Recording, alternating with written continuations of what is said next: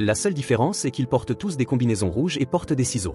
Les doubles commencent le feu de cheminée et semblent communiquer uniquement par des grognements, à l'exception du double d'Adélaïde, Red, qui parle avec une voix très rauque.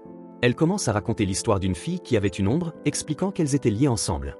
Lorsque la fille mangeait, elle recevait de la bonne nourriture, mais l'ombre devait chasser et manger du lapin cru. À Noël, la fille recevait de merveilleux jouets, mais l'ombre avait de vieilles choses qui lui faisaient mal aux mains. Un jour, la fille rencontra un prince et tomba amoureuse, mais l'ombre rencontra Abraham.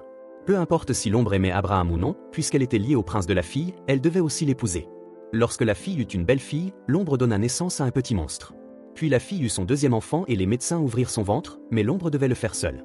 L'ombre détestait vraiment la fille pendant longtemps jusqu'à ce qu'un jour elle réalise qu'elle était mise à l'épreuve par Dieu. Lorsque Red termine son histoire, un Gab terrifié offre de l'argent et des biens matériels pour les faire partir, mais il est rejeté. Il demande qui ils sont et Red répond « Nous sommes américains ». Elle oblige ensuite Adélaïde à se menotter à la table, menaçant de blesser les enfants si elle n'obéit pas. Une fois cela fait, Abraham prend les lunettes de Gab et commence à le traîner hors de la maison, le frappant lorsqu'il tente de se défendre. Une fois dehors, Abraham frappe Gab pour l'assommer. À l'intérieur, Red dit à Zora de courir tandis que son double, Umbré, commence à la poursuivre. Le dernier double, nommé Pluto, tend la main à Jason et ensemble ils vont dans le placard, ou Pluto force Jason à mettre son masque de jouet en imitant tous ses mouvements. Lorsqu'ils enlèvent leur masque, Pluto révèle un visage brûlé. Les garçons remettent les masques et Pluto serre la main de Jason, demandant son tour de magie. Jason le distrait avec cela avant de sauter hors du placard et de le fermer pour laisser Pluto enfermé à l'intérieur. Plus bas, Zora continue de courir, mais Umbré apparaît devant elle. Zora tente de se cacher derrière une voiture et Umbré suit ses pas de l'autre côté jusqu'à ce qu'elle disparaisse soudainement. Une Zora effrayée regarde sous la voiture et ne trouve rien, alors elle lève les yeux et trouve Umbré sur le véhicule. À ce moment, le propriétaire de la voiture sort pour se plaindre, alors Zora profite de l'occasion pour s'enfuir tandis qu'Umbré tue l'homme avec les ciseaux. Pendant ce temps, Gab se réveille dans un sac et fait un trou dans le plastique pour découvrir qu'Abraham l'a emmené sur un bateau. Le moteur s'arrête soudainement et Abraham commence à frapper en criant des grognements aux gens de la maison. Tandis qu'il est distrait, Gab sort du sac et le frappe avec le bâton, ce qui le fait tomber à l'eau. À ce moment, le moteur redémarre et le bateau bouge, laissant Gab tomber aussi à l'eau. Après avoir tourné quelques minutes, le moteur s'arrête à nouveau et Gab profite de l'occasion pour retourner au bateau. Cependant, alors qu'il grimpe encore, Abraham apparaît derrière lui et tente de le poignarder avec les ciseaux. Après une lutte, Gab décide de donner un coup de tête au moteur pour l'activer, et la machine tue immédiatement Abraham. Dans la maison, Adélaïde demande ce qu'ils veulent. Red dit qu'ils veulent prendre leur temps parce qu'ils ont attendu ce jour depuis très longtemps. Ils appellent cet événement l'intétring. Red pousse la tête d'Adélaïde contre la table, brisant le verre, mais elle la lâche lorsqu'elle entend Pluto crier. Red va libérer son fils et commence à faire demi-tour, mais s'arrête lorsqu'elle trouve la boîte avec les affaires d'enfance d'Adélaïde. Elle fixe le lapin avant de lui couper la tête. Dans le salon, Adélaïde essaie d'enlever les menottes sans succès. Puis elle étire ses jambes pour attraper un tisonnier et l'utilise pour briser la table, se libérant enfin. Gardant le tisonnier comme une arme, Adélaïde cherche dans la maison et trouve Jason. Pluto arrive après eux, alors Adélaïde commence à pousser des meubles pour bloquer son chemin. Puis elle et Jason se précipitent dehors où ils retrouvent Zora. Ensemble, ils courent vers le quai et montent dans le bateau avec Gab, qui conduit sa famille loin tandis que les doubles les regardent de loin. Pendant ce temps, Kitty pense avoir entendu quelque chose à l'extérieur de sa maison et envoie son mari Josh enquêter. Josh dit qu'il voit quelqu'un, mais révèle qu'il rigole. Lorsque leurs filles jumelles sortent pour demander ce qui se passe, un autre ensemble de doubles apparaît. Leurs visages ressemblent à ceux de la famille de Kitty, ils portent des combinaisons rouges et ne peuvent pas parler. Ils ont aussi des ciseaux avec lesquels ils tuent toute la famille. À ce moment, la famille d'Adélaïde frappe à la porte. Lorsque le faux Josh ouvre, Adélaïde remarque la combinaison et le sang, alors elle le frappe à la tête avec le tisonnier. Josh n'est pas dérangé et attrape son bras pour que les autres doubles puissent traîner Adélaïde à l'intérieur. Puis Josh s'attaque à Gab, qui commence à courir tandis que ses enfants entrent dans la maison. Après que Zora ait attrapé un club de golf, les enfants trouvent les corps au sol.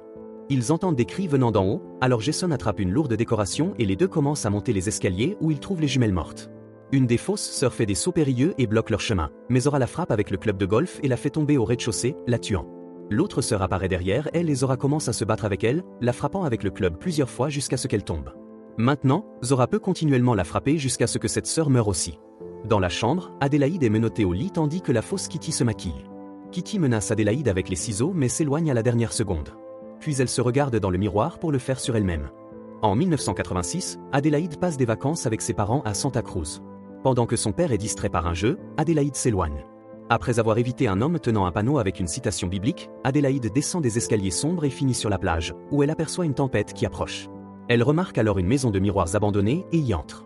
Elle se promène à l'intérieur et est surprise par le hibou factice du jeu. Soudain, l'électricité est coupée et Adélaïde heurte accidentellement un miroir. Elle commence à siffler en cherchant la sortie, à sa grande surprise, quelqu'un lui répond en sifflant. À ce moment-là, Adélaïde heurte un autre miroir, mais lorsqu'elle se retourne, son reflet ne bouge pas. Lorsque l'autre fille se tourne enfin, Adélaïde reste figée, horrifiée. En 2019, Adélaïde, adulte, et sa famille arrivent dans leur maison de vacances pour passer leurs vacances d'été. Lors du déjeuner, son mari Gab dit à leur fille Zora qu'elle ne devrait pas abandonner la course, car elle pourrait un jour atteindre les Jeux Olympiques. Leur fils Jason a pratiqué un tour de magie, mais il est trop timide pour le faire devant tout le monde. Gab annonce qu'ils iront à la plage de Santa Cruz et Adélaïde ne semble pas très enthousiaste à l'idée. Elle se souvient de la façon dont ses parents parlaient d'elle après l'incident à la maison de miroir, disant qu'elle n'avait été disparue que 15 minutes, mais qu'elle semblait avoir un trouble de stress post-traumatique. Il voulait qu'elle partage son histoire, mais elle a refusé de dire un seul mot. Un thérapeute leur a conseillé de faire exprimer Adélaïde à travers l'art, comme la danse ou le dessin. Dans le présent, Adélaïde et Gab se disputent car elle ne veut pas aller à la plage. Gab lui rappelle que c'est le premier été qu'il passe depuis la mort de la grand-mère, la convainquant de le faire pour les enfants. Ensuite, Adélaïde cherche son fils et trouve une boîte avec des souvenirs d'enfance. Une photo lui rappelle ses jours en tant que danseuse, ce qui la rend nerveuse de regarder dans le miroir. Le moment est interrompu par les cris de Jason, qui s'est caché dans le placard et s'y est coincé. Après l'avoir libéré, Adélaïde lui rappelle de ne pas jouer là. Plus tard dans la voiture, Adélaïde essaie de se détendre et de profiter de son temps avec sa famille, mais voir la plage la rend nerveuse. Cela lui rappelle un autre souvenir de ses parents se disputant au sujet de l'incident quand elle ne pouvait même pas parler. Elle revient à la réalité lorsqu'elle entend une ambulance et remarque les paramédics emportant un homme mort. Adélaïde le reconnaît comme l'homme avec le panneau biblique du carnaval. À la plage, il passe du temps avec les Tyler, bien qu'Adélaïde n'apprécie pas beaucoup Kitty et la supporte parce que leurs maris sont amis. Zora n'aime pas non plus les filles de Kitty parce qu'elles sont méchantes. Kitty veut discuter, mais Adélaïde lui dit que parler est difficile pour elle. Être entourée de tant de gens bruyants rend Adélaïde nerveuse à nouveau et elle finit par se déconcentrer jusqu'à ce qu'elle manque de se faire frapper par un frisbee. Pendant ce temps, Jason sort des toilettes et voit un homme vêtu d'un long manteau, avec du sang coulant de ses doigts. À ce moment-là, Adélaïde remarque que son fils manque et panique, mais Jason revient et explique qu'il est simplement allé aux toilettes. Cette nuit-là, Adélaïde couche Jason quand elle trouve son dernier dessin, qui montre l'homme saignant. Ensuite, Adélaïde dit à Gab qu'elle veut partir parce que cet endroit lui donne l'impression de ne pas être elle-même.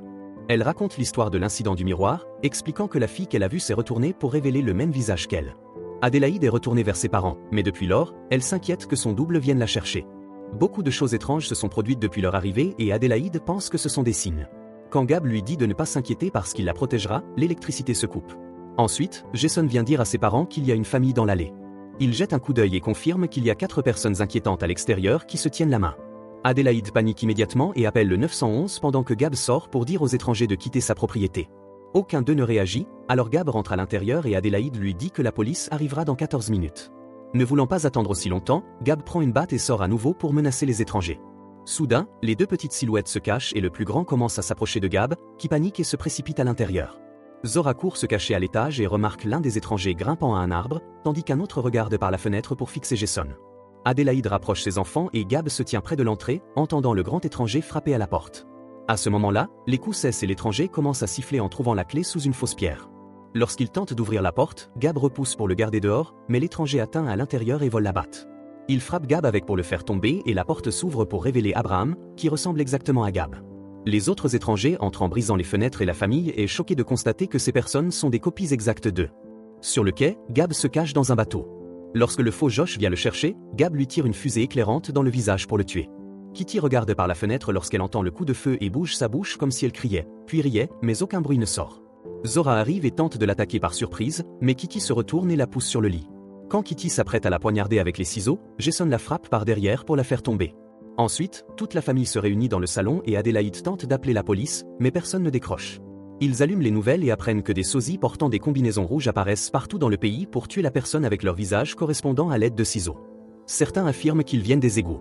Maintenant, les sosies se tiennent par la main dans la rue, formant une chaîne humaine.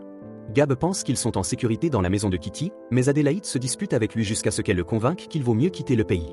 Les enfants et Gab sortent tandis qu'Adélaïde cherche les clés de voiture, remarquant quelque chose d'étrange dans la pièce. Elle se précipite pour saisir une poêle et se retourne juste à temps pour frapper Kitty avec. Les femmes commencent à se battre et Adélaïde trouve des ciseaux sur le sol, alors elle les utilise pour poignarder Kitty et la tuer définitivement. En même temps, Jason entre à la recherche de sa mère et la regarde tuer Kitty. Ensuite, il se précipite dehors et toute la famille monte dans la voiture, mais il trouve un Bray au milieu de la route. Zora démarre la voiture pour la renverser, mais un Bray saute et se pose sur elle. Elle commence à frapper les fenêtres avec les ciseaux, alors Zora accélère un moment puis s'arrête soudainement, en voyant un Bray s'envoler dans les bois. Adélaïde va vérifier si elle est vraiment morte et trouve un Bray coincé dans des branches mais encore en vie. Le visage lui rappelle trop celui de Zora, alors Adélaïde retourne vers sa famille et laisse un Bray mourir lentement seul. Le matin, la famille arrive en ville et trouve leur voiture d'origine en flammes avec plutôt près de là. Adélaïde s'approche de lui doucement, mais Jason réalise que c'est un piège et la famille quitte immédiatement la voiture. Une ligne de carburant mène au véhicule et Pluto se prépare à l'incendier, mais Jason se souvient des mouvements mimés et commence à reculer pour forcer Pluto à faire de même.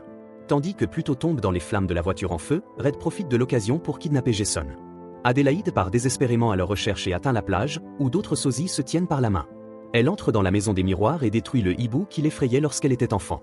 Puis elle trouve une porte à l'arrière et lourde, permettant à un lapin de s'échapper. Adélaïde se fraye un chemin à travers une salle de machine et descend. Après avoir traversé quelques portes, elle monte sur un escalier roulant qui la mène dans un tunnel souterrain rempli de lapins. Il y a des dizaines de portes ici et Adélaïde les vérifie une par une jusqu'à ce qu'elle trouve Red dessinant des gens se tenant par la main sur un tableau dans une salle de classe pleine de cages. Red explique que ce sont des humains qui ont construit cet endroit et qu'ils ont pu créer des copies de corps, mais pas de leurs âmes. Il n'y a qu'une seule âme partagée par deux. Ces copies sont les attachés et étaient utilisées pour contrôler ceux d'en haut comme des marionnettes. Finalement, les attachés ont été abandonnés et sont devenus fous ici, essayant de survivre en mangeant uniquement des lapins. Cependant, Red était différente, alors lorsqu'Adélaïde est venue au carnaval, Red a quitté le tunnel pour la réconforter. Au cours des années suivantes, lorsqu'Adélaïde a commencé à pratiquer le ballet, Red s'est inspirée de la danse pour trouver la foi dans sa vie. Elle a commencé à élaborer un plan pour que tous les attachés puissent enfin avoir du temps à la surface aussi. Utilisant des mouvements de ballet, Red se déplace dans la pièce et arrête la table qu'Adélaïde pousse pour ensuite lui poignarder la main avec les ciseaux et la gifler, la faisant tomber le poker. Red le pousse loin et essaie de poignarder la tête d'Adélaïde, mais elle oppose trop de résistance, alors Red la jette au sol. Adélaïde prend à nouveau le poker et attaque Red, qui bloque facilement son coup et la frappe avant de quitter la salle de classe. Une Adélaïde désespérée la suit dans le tunnel et continue d'essayer de la frapper, mais Red esquive facilement toutes ses attaques tout en lui tranchant parfois avec les ciseaux. Finalement, Red poignarde Adélaïde dans le ventre et disparaît dans une autre pièce.